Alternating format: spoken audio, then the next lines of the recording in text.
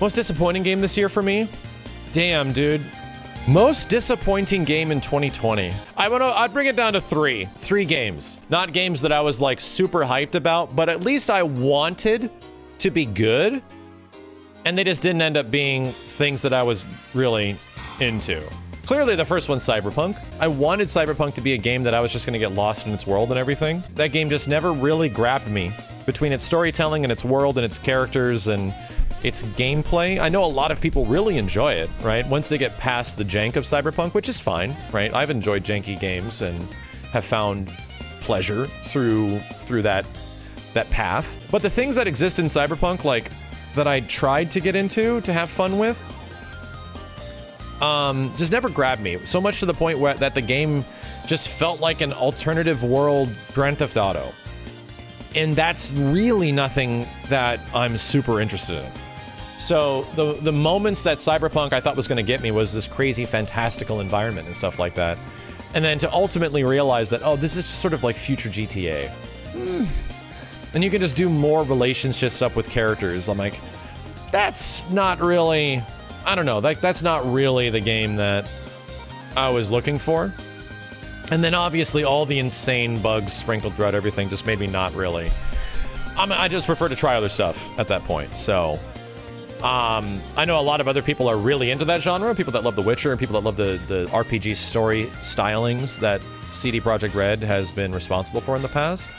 And a lot of the bugs, in all honesty, once you look past that, a lot of people really enjoy the game that's beyond it, which is fine.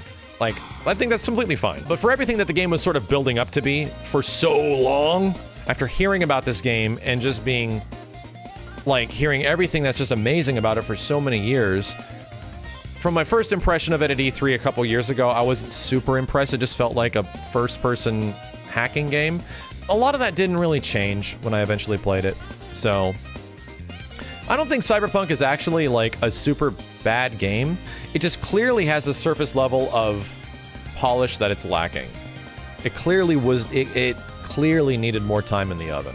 Oh, Jesus, dude. Number 2 most disappointing game this year. Avengers.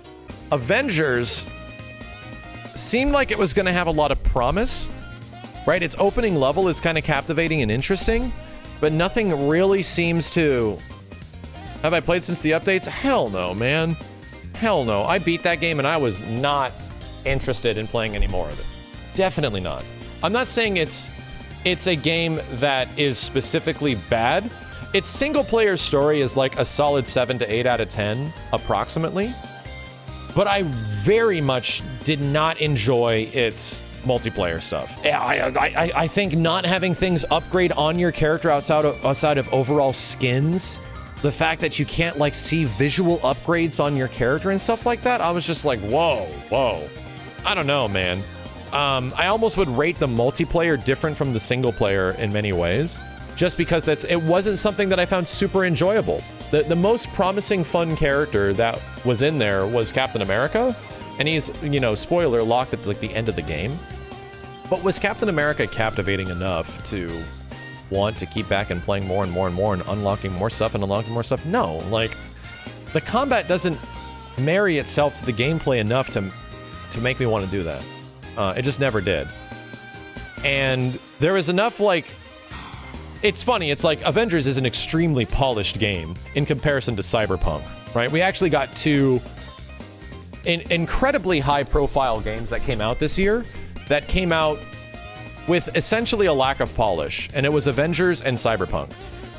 Which is also kind of funny because it was the year of the pandemic, so it almost seemed like a pressure that the devs couldn't meet because of obviously what was happening, and they clearly would lose months of development time. However, both these games were delayed to high heaven, you know? Cyberpunk was delayed like 8 months or some shit like that from its initial release date. And Avengers was delayed at least half a year. And while Avengers has some of its moments that I think are pretty fun, and you do feel like you're the Avengers in that thing, I think the games as a service approach to Avengers was not... I think treating it more as a Spider-Man PS4 kind of game would have been much better. What allowed them to focus a lot more development resources and budget into making the certain elements really feel good, you know? Like the way that Spider-Man does. Spider-Man's a great fucking game. And it was pretty clear that Spider-Man PS4 influenced Avengers a hell of a lot, right? But it's just crazy to me that games as big as an Avengers video game and a Cyberpunk CD Projekt Red game that has been anticipated for 7+ years came out and were essentially disappointments to a lot of their fan base and didn't quite hit the audience that they wanted to because the bar was being set so high for both games, you know? Well, and like I said, I don't think they're specifically bad, but for the scale of the games that they are on, I think they're definitely disappointments of 2020, right? I'm not including Last of Us 2 because I don't give a shit. Straight up, like, I have nothing to say about Last of Us 2. Even though I've watched the whole game played, I don't give a shit to talk about it in any way at all. So I'm just not even gonna fucking mention it. My biggest disappointing game of this year, that I actually do care to talk about, is Resident Evil 3.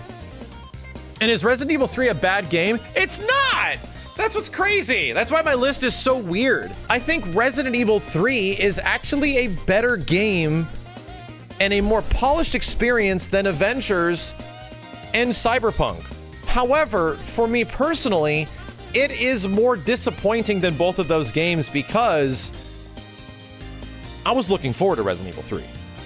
I don't know if I was as much like super amped about Avengers and Cyberpunk to have them ultimately disappoint me and hoping that they were good. I really wanted Resident Evil 3 to be a better RE2 remake.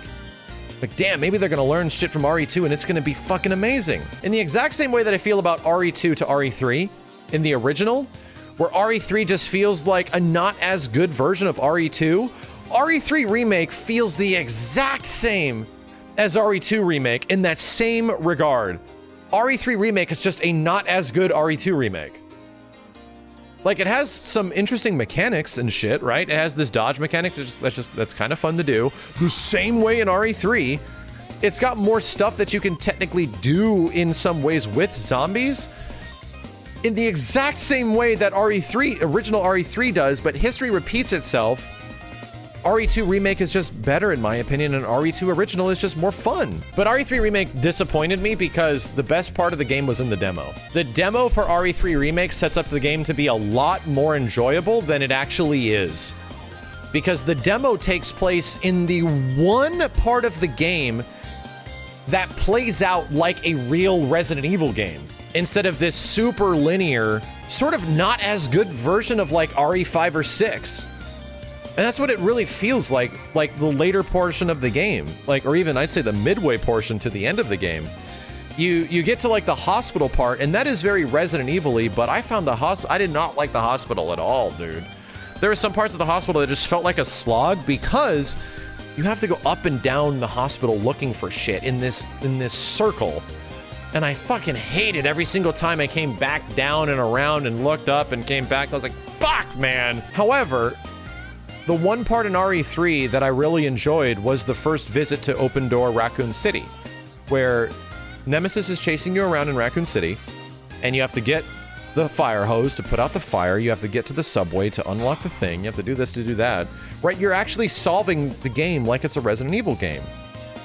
But what happens after that is nowhere near as satisfying, right? Like the progressive elements that make Resident Evil so good is that the tease of getting the one thing to the next thing. I remember where that thing is, go to get this thing, go back here to do that. In my opinion, the best Resident Evil game that does that is RE1 Remake and Resident Evil 2 of the classic RE style. And even RE2 Remake does a very good job at like copying it, right? So little of Resident Evil 3 is that. Or is that actually done well? It's just that demo portion. And the other parts of the game that try to do more of it, it just isn't as good.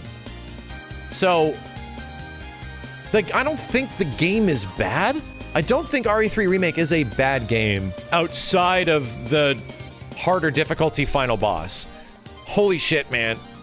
That last boss on, I forget which difficulty it was, like the Nightmare difficulty or a difficulty above Nightmare.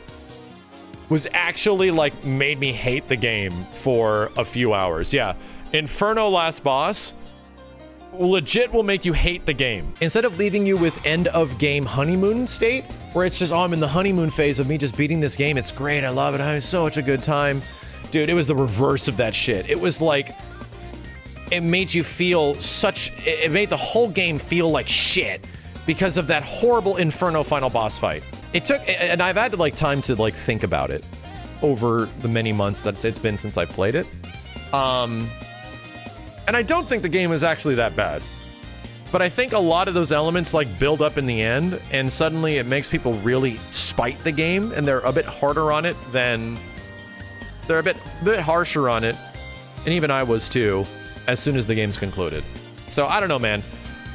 I think RE3 Remake is disappointing for me, just because it does not feel like a proper sequel to RE2 Remake, right? It feels like it's just a less effective version of the game that came before it. And I was looking forward to finally liking RE3 and Nemesis more than I did originally.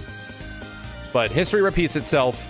I feel the exact same way as I do about RE2 Remake to RE3, as I felt about the original RE2 to RE3.